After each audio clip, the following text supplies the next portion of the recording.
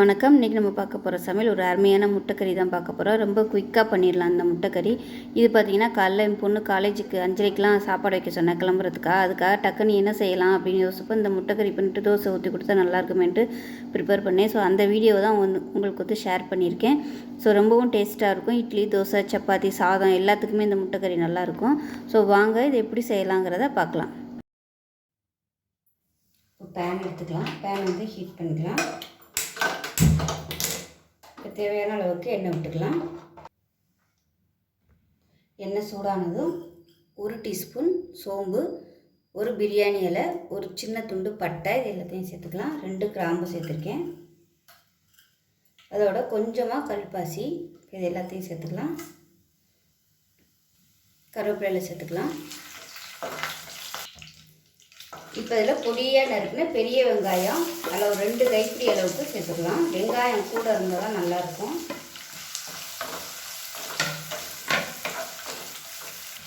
வெங்காயம் வதங்கிறதுக்கு உப்பு சேர்த்துக்கலாம்.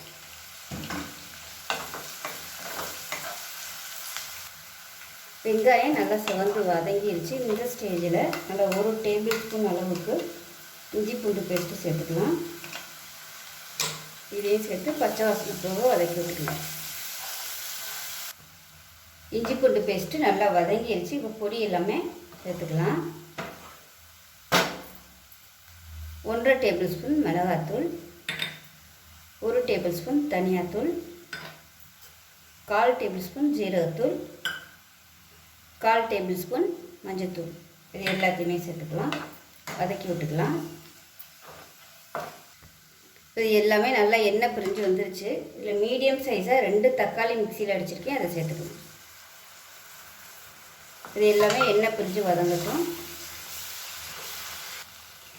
இப்போ பாருங்கள் நல்லா எண்ணெய் பிரிய வதங்கிருச்சு.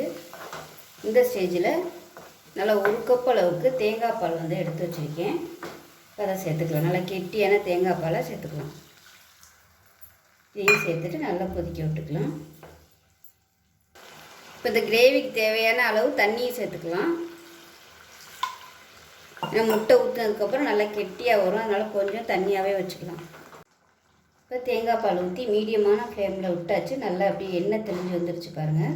இந்த ஸ்டேஜில் 4 முட்டையை வந்து நம்ம உடச்சி சேர்த்துக்கலாம்.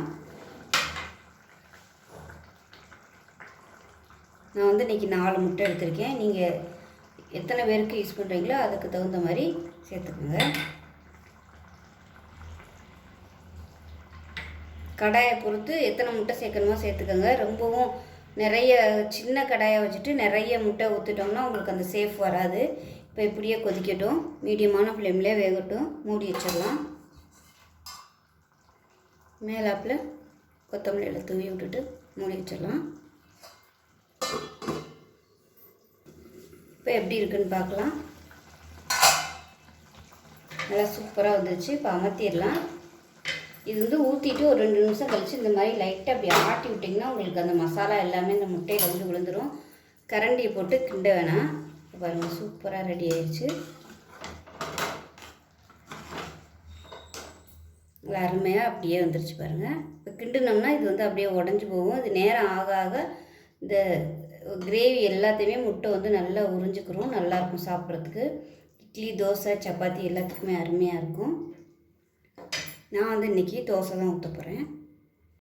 இந்த வீடியோ வந்து நான் எடுக்கையில் டைமிங் பார்த்திங்கன்னா மண்டே 5:30க்கு தான் தோசை ஊற்றிக்கிட்டு இருக்கேன். ஏன்னா பொண்ணு வந்து காலைல வெள்ளனை திருச்சிக்கு ஹாஸ்டலுக்கு போகணும் அப்படிங்கிறதுனால நான் வந்து 3:30க்கெலாம் எழுந்திரிச்சிட்டேன். 3:30க்கு எழுந்திரிச்சிட்டு ஒரு 1 ஹவரில் வந்து எல்லாமே ரெடி பண்ணி வச்சுட்டேன். ரெடி பண்ணிவிட்டு 4:30க்கு வீடியோ எடுக்கிறதுக்கு ஸ்டார்ட் பண்ணேன். ஒரு அரை மணி நேரத்தில் வீடியோ எடுத்து முடிச்சிட்டேன்.